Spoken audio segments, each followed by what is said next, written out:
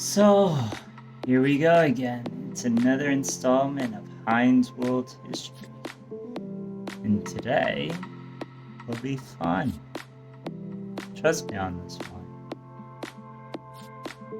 The last few weeks have truly been interesting to say the least. I've confirmed that while we're not in the same room, we are all still community. My question that I want to pose to you is, does that still make us a civilization? Really think about that.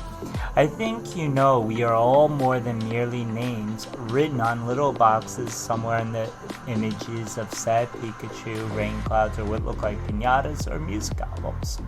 We are all humans, I think. And people like to say that humans are civilized, I hope. But has the pandemic decivilized us? I want you to really think about that. So this past week, we focused on the criteria of civilization. What is it that defines what a civilization is? Why is it so important to know these things if we're already in the 21st century? Think about these questions. I will say this phrase over and over and over and over and over and but everything repeats, recycles, reuses, sometimes reduces, but always refuses to go away. Bars! What are the main takeaways, you ask? For this, I want you to focus on the economics aspects. Ask yourself, why is it so important that there's always going to be a class of people exempt of manual labor?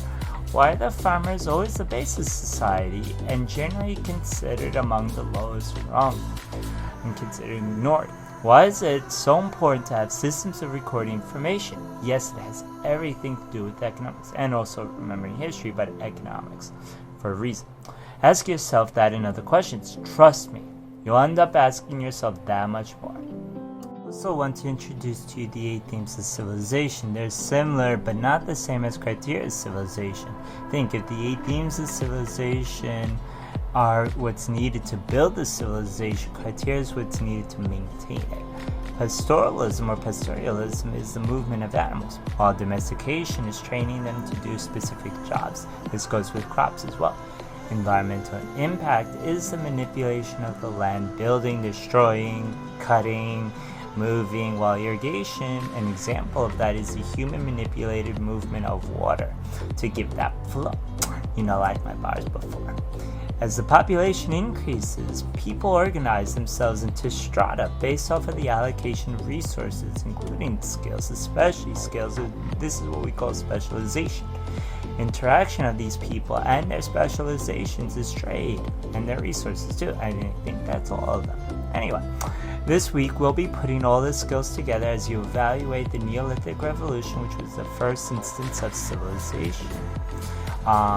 You'll evaluate how it all fits with the criteria and the themes together.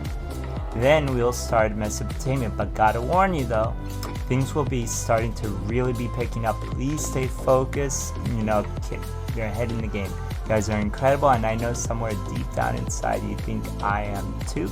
It's cool. You don't have to admit it right now, since I already know.